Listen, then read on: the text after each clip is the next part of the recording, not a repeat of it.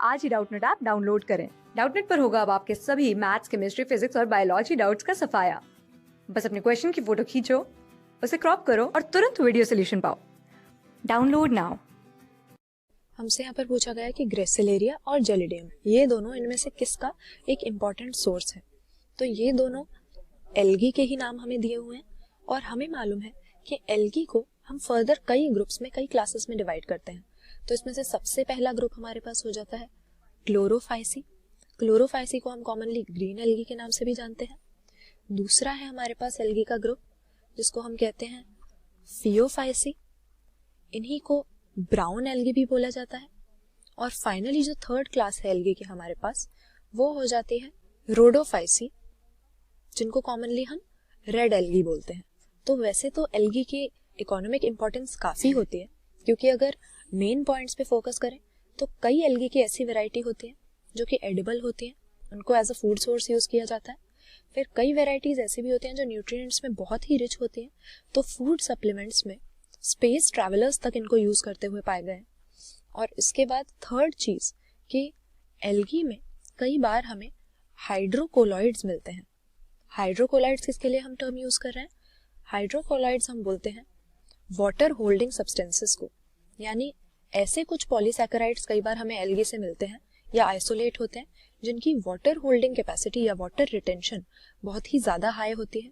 तो ये हमें ग्रीन एल्गी से तो कुछ खास ऑब्टेन होते नहीं हैं, लेकिन ब्राउन और रेड इन दोनों तरह की एल्गी से हमें हाइड्रोकोलॉइड्स मिलते हैं। तो ब्राउन एल्गी से जनरली एल्गिन नाम का एक हाइड्रोकोलॉइड ऑब्टेन किया जाता है, जबकि कैरागिनन ऑब्टेन किया जाता है रेड एल्गी से। ये इनकी सेल वॉल के ऊपर हम जनरली देखते हैं कि एक जेलेटिनस कवरिंग या जेलेटिनस कोटिंग के फॉर्म में प्रेजेंट होता है, जिसको हम एक्सट्रैक्ट करके एल्गी में से फिर कई चीज़ों के लिए यूज़ कर लेते हैं।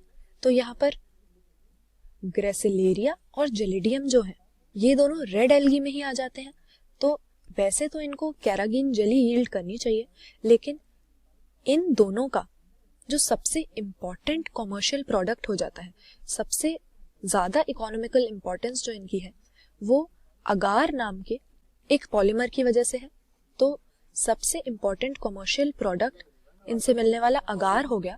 हालांकि कैरागिन नाम की जेली प्रोड्यूस करते हैं रेड एल्गी के कई सारे मेंबर्स, लेकिन अगार क्या होता है ये आजकल बायोटेक्नोलॉजी में हमारे बहुत ही काम आता है, क्योंकि ये एक ऐसा नेचुरल पॉलीमर है जो जेल इलेक्ट्रोफोरेसिस में यूजफुल होता है।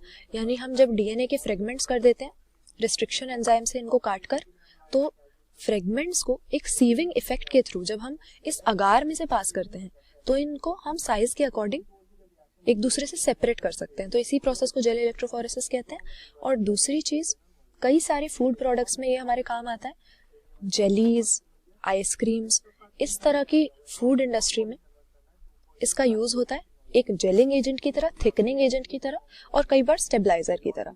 तो यहाँ पर ऑप्शन सी हम सही आंसर मार्क कर देंगे, क्योंकि बाकी जो हमें दिया हुआ है कैरागिनन, ये भी एल्गी का प्रोडक्ट है। आयोडीन में भी कई सारे एल्गी बहुत रिच होते हैं, इसीलिए इनको सप्लीमेंट की तरह यूज किया जाता है। और विटामिन बी में भी कई एडिबल वेराइटीज एल्गी की रिच होती हैं, लेकिन यहाँ पर ग्रेसिलेरिया और जेलिडियम, ये जो दो पर्टिकुलर हमें नाम दिए हैं, इनसे हमें अगार नाम का एक नेचुरल पॉलीमर ऑब्टेन होता है जो जेल इलेक्ट्रोफोरेसिस में और जेलीज और आइसक्रीम जैसे फूड आइटम्स की प्रिपरेशन में हमारे काम आता है। क्लास 6 से 12 से लेके नीट, IIT, जेईई मेंस और एडवांस के लेवल तक 10 मिलियन से ज्यादा स्टूडेंट्स का भरोसा। आज ही डाउनलोड करें डाउटनेट ऐप या व्हाट्सएप कीजिए अपने डाउट्स 8400 400 400 पर।